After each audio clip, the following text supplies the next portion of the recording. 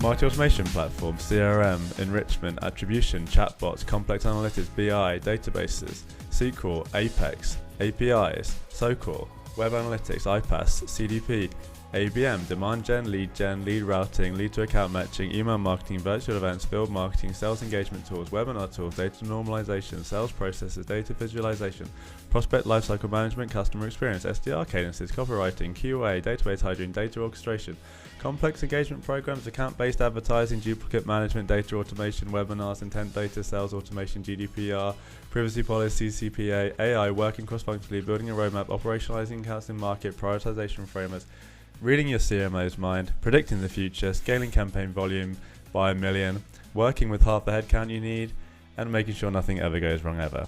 Marketing operations. Probably missing a lot there, but doesn't that give everyone a little bit of anxiety when you think about your to-do list? Yeah, I think everyone's listening to that. Well, if we didn't lose you because you thought that was maybe something wrong with the podcast, all of you are probably thinking, wow, those are all the things they need to think about every day in marketing ops and how overwhelming that is. So welcome to today's episode of Forward, and we're going to discuss how to navigate our roles, like how to basically build out our skill set and be confident in it, but understand there are times where you don't need to know everything. You need to know about everything, the strategy behind everything, but becoming an expert in everything just kind of seems impossible right now.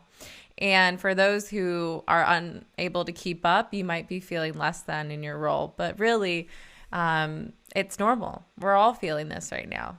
And so, to kick it off, that's what Charlie just, spout out all the things that kind of encapsulate just marketing ops. And it goes even beyond that. Charlie posted a post on LinkedIn talking about that. And just in the past 10 years, it's been everything in that list, but plus more. People can think of everything added on and on and on. And it's just created this sense of chaos, I think, for marketing ops people, because they're unsure of where they should focus their time in learning. And it's also hard to keep up your learning when you're just doing, you're very busy in your role. And so we wanted to talk through the different types of roles in marketing ops, how to identify where to spend your time in your learning based on what your goal is in that career journey. And then how that can really help you just build your confidence, knowing that you are the expert in what you do. Did you want to kick it off, Charlie? I know you have, a few of the different personas that you want to talk about and help us identify what those are. Yeah, I mean, the most important part is that you can't really be everything. So I think in a marketing profession, this is kind of, it hasn't crept up on us, but it has been something that's evolved over the last 10 years since we started. Back in 2010, yes, I'm sure a lot of the stuff on this list was out there, but the general marketing demand gen person, marketing ops person, you were mainly dealing with your marketing automation platform, Salesforce, maybe a few other aspects, but the list definitely wasn't this long, right? No. So as all of these aspects, the world got more and more digital, more and more platforms, more and more technologies, more and more things like, go-to markets like ABM and all of these different things, like other things like GDPR and CCPA, all these things kind of crept up and added to the to-do list. Yeah, it's got pretty overwhelming to keep up with it all. But as a marketing operations person, we feel like we need to be an expert in every single one of these things. But I just don't think that's possible, especially for a lot of the companies we work with who they've got marketing ops team of one to 3 people, right? Or if you're just that marketing ops person of one, you really can't be an expert in all of this. And especially if you're trying to elevate yourself to a management position, a director level position, maybe even you have aspirations to be a CMO one day, you just shouldn't be trying to be the expert in every single one of these things. And I think that sometimes you're being asked to do that. And so there's almost this sense of, oh my gosh, I'm supposed to know how to do all that and build out the strategy. Like, my boss has asked me to do this, but ego gets in the way then. And we don't want to say, oh, no, I don't know how to do that. Or, oh, that's going to take me a long time to figure out how to do that, but still make my goals. And I think it takes the courage to stand up and say, this is why I can't do that, but we can go find the expert to do that, and it's going to be even better for us in the long run. Yep. But instead, a lot of marketing ops people just want to be scrappy and want to feel like they can figure it out. And I think I love that mentality. We have that. A lot of the great marketing ops people we know have that, but after a certain point, you're not really helping your career. Especially when it gets out of kind of like your specialist skill set. A lot of the things I listed are out there. Yes, you need to be an expert in as a marketing operations person, right? Mm-hmm. But when you get out of kind of that skill set and you start going into, like data science or like complex, really intense, like Apex coding in Salesforce and things like that. Like if you unless you are an expert in that stuff, you might be creating more trouble than it's worth, mm-hmm. right? Like bad code in Salesforce is not good. No.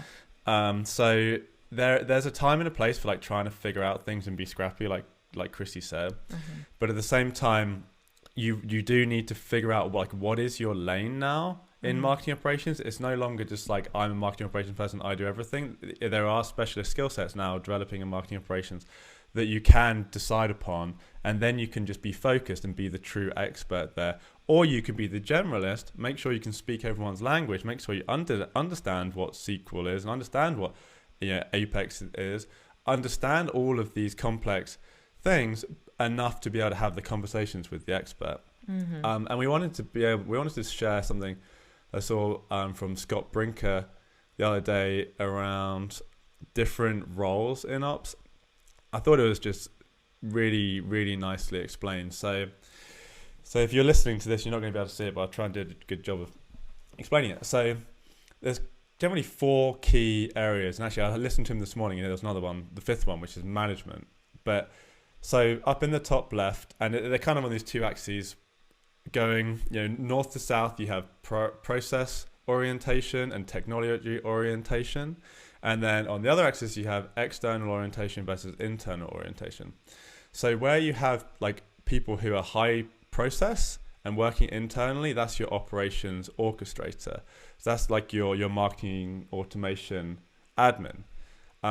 Where you have someone facing more externally but dealing with process, that's people like building your programs and your campaigns, like your growth marketers. Then you have people externally facing but more of the technology orientation. He calls them the marketing makers. These like your engineers, your developers, those kind of people. And then you have technology orientation and internal, who he calls the modelers, and this is your analytics architects. So I love these 4 key areas, the kind of the architects, the orchestrators, the demand builder, and the marketing maker, because I think each one of these, even if you're a person of one, like even if you're a team of one, this really does, like if you're really going to do this properly, you would have a person for each of these things, right? Mm-hmm.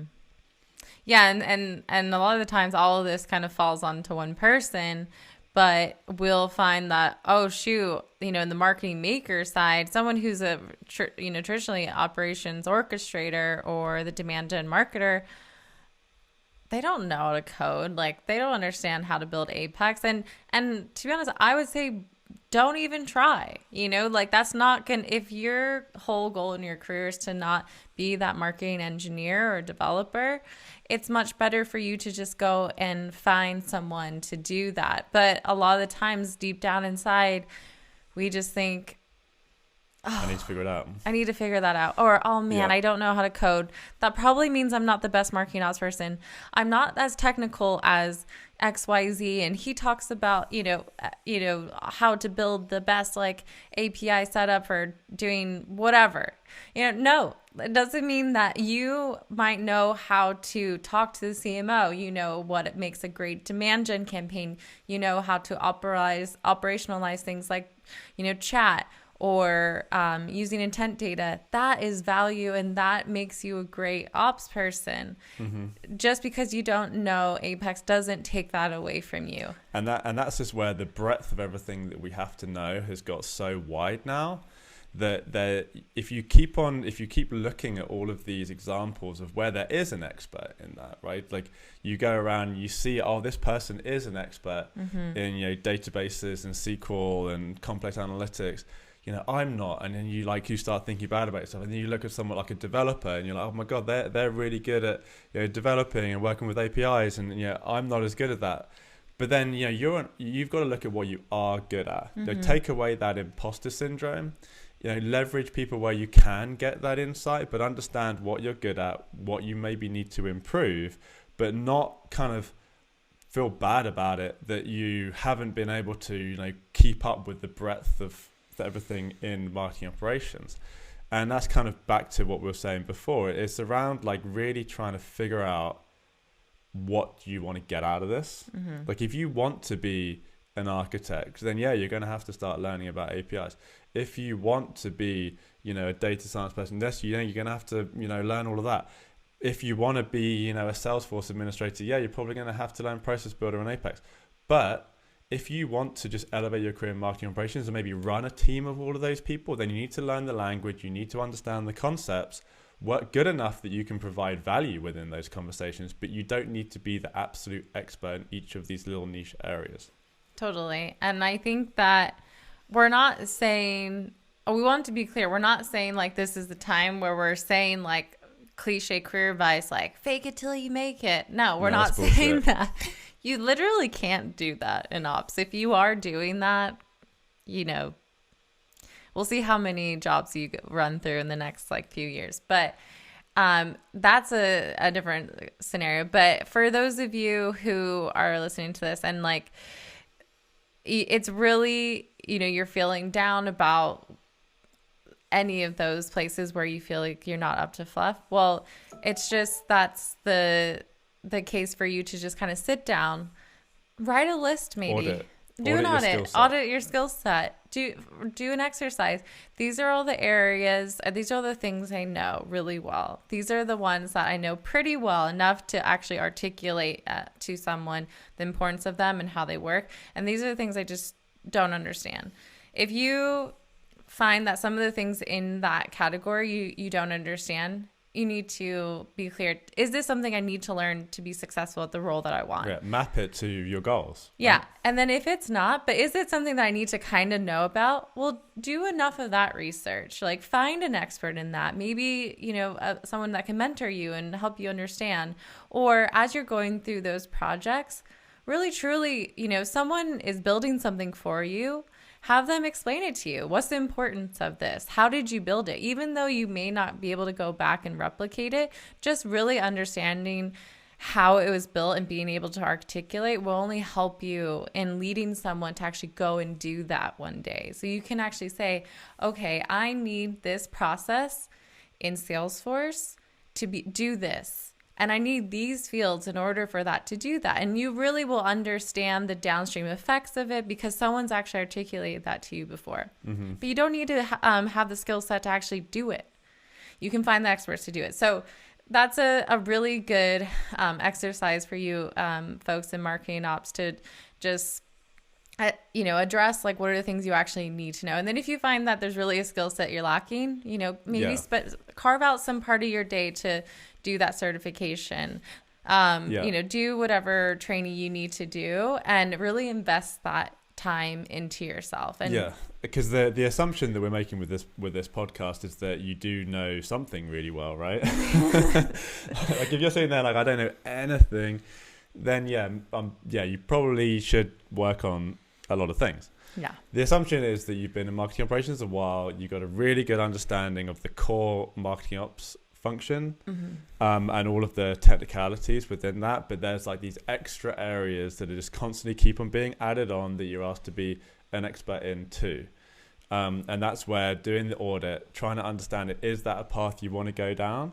Because if you have to choose, like we keep on bringing up kind of like, you know, reporting, SQL, BI, and like, Salesforce API. I think because they're just like a common, like a process builder and stuff. They're like a common thing for marketing operations people to like start.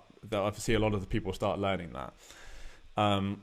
And I think the issue is if you go, okay, you do that audit and then you map it to your goals and you say, I need to be an expert in all of this stuff, because you're never going to become an expert in all of it because you just don't have the physical time to do it. So you're going to become just like, you're never going to get to that level, just kind of very like high level, which is okay. You want to have at least a high level understanding of things. But if you can focus on the areas that that are going to really provide value, then you will be able to truly become an expert in those areas. So running that audit and figuring out what you need to get to the next level is super important. Totally. So I think, to sum it up for everything that we said, I think the first thing is trying to identify what do you want your career journey to be. If you don't know, maybe where do you find yourself? Where's your job description even lie? And then doing assessment, write down, these are the things I know. These are all the things that I kind of understand and I can articulate. And these are things I don't know. And then identify how you can maybe learn the concepts about them, but not be an expert in them, or where you maybe need to kind of spruce up your skill set because it will help you do your job better. And understand that marketing ops is just, getting even more complex every day. So it's a hard target to give yourself to try and be an expert in everything. That'll be another thing next week. Yeah, but also it's changing in the sense where we're getting more budget, we're getting more eyes on our department. And so there is going to be, defined swim lanes for us to be in. And we don't maybe have to be everything to everyone one day. And we really can focus. And if you do want to be a leader of the team, this is what we're saying is a good place to start, to not try and be an expert in everything, but really understand. Really competent, right? And really competent. And that confidence is key. And because you do also then need the extra time also to work on the skill sets that are going to really help you. And that's kind of your communication and working cross-functionally, which is hard to do when you're just deep in the weeds somewhere. So we hope this was useful. And if you have any more advice, feel free to let us know. And reduces some anxiety for everyone trying to keep up. And if you want to do that audit, you could go to my LinkedIn post and copy and paste all of the items in there. Other people added a load of other items on there. So you could just copy paste that, put it in Excel, give yourself a score of 1 to 10 and all of those things and try and map that to where you want to be. Could be a good start. Yeah. So go out there, be confident, and figure out, what else maybe you need to learn and what you don't. So we'll see you next time on Forward Thinking. See you next time. This is Charlie. So if you liked what you heard, hit like on the platform where you watched this. Also, leave a review. Honestly, we would really, really appreciate it. You can also subscribe where you listen to your podcasts on Apple Podcasts, Spotify, or even YouTube. And make sure you subscribe to our newsletter, which is packed full of exclusive content, updates for events or courses that we might be doing, all designed to elevate your marketing operations and B2B strategy. See you next time on Forward, and Forward is up.